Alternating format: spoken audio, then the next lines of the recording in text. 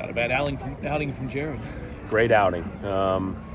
We challenged this team to get out of the gate, and Jared's been pitching well enough that if we play good defense behind him and put together some quality at-bats, maybe we don't have to dig ourselves a hole like we seem to have been in several games. So I was really pleased with Jared, and hopefully our team just continues to bring that confidence, especially on Friday night, that Jared's going to give us a chance, and he's done that most of the year. He had a good mix tonight, and he kind of kept them all balanced with that mix. And even in the eighth inning, he didn't lose anything.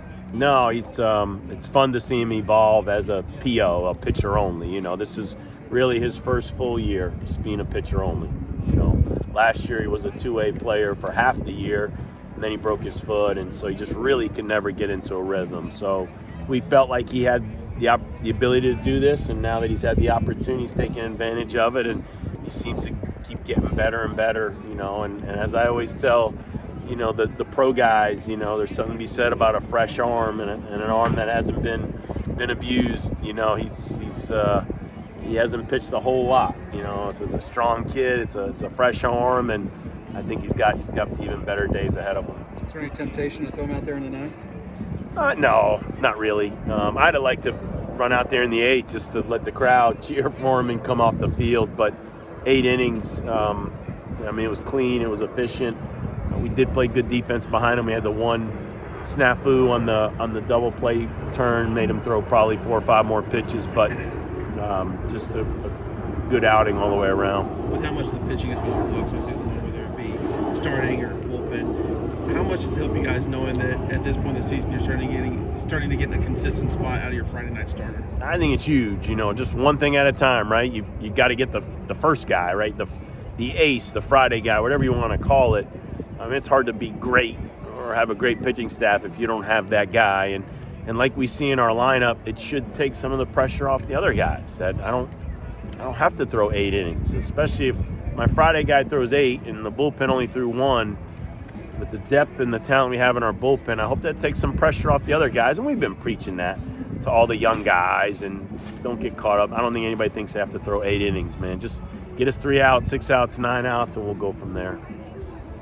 You have the spot, and it's the 3rd inning. It looks like you may leave the bases full out there, but a miscue, keep things alive for you guys. I think it's the sign of a really good offense. I think Sunday, we put together those big 2-out hits in the first, and those hurt. They really hurt the opponent, and so it should take pressure off. Just like we're talking about pitching, if the guy in front of you doesn't get it done, no big deal. Let the next guy get it. We always say 33% of the inning is still alive when there's 2 outs. So a lot can happen in that 33% of the inning. And I think for the last few weeks, we've come up with a lot of big 2-out hits. Talk a little bit about Isaac Humphrey. He had a stretch where the defense was a little spotty, but ever since the start of that NC State series, he's been swinging really hard. And you say spotty because he missed a couple what we would call routine plays. He made some great plays, in that opening weekend against Notre Dame. And over the year, he's played really good defense, but he did have a couple, balls that he knows that he should catch. He competes. I think the thing we knew about him and Beard and Benson, and of course Benson had the setback with the injury, we felt like those 3 sophomores, given the opportunity to play, were going to compete and give us really good at-bats, or at least just be professional and show up every day. And you could see a guy like Isaac, how comfortable he's gotten and how competitive. Those are great at-bats he took tonight. And you've had 16 come from behind victories, and there's some games you haven't had a chance to get guys in. You need to do that, though, don't you? Somebody's going to have to swing a bat at some point in the postseason, and to get guys at bats is big. Exactly. You can almost get too comfortable with your lineup, but it was good tonight. Anderson comes off the bench, has a pinch hit. Bodie comes off the bench, the pinch hit. Noah Smith gets an at bat. I keep telling Sang, you watch, Sang's going to be the hero of a game because he's going to end up entering the game because of his speed, and I think he's good enough to move the ball. I just don't give him enough at bats, but I need to keep those 3, 4, 5 guys. I need to keep trying to get them at bats because we're going to need them. And as comfortable as I've gotten with the lineup, because they've been so consistent, I remind myself to keep playing these guys. I trust them.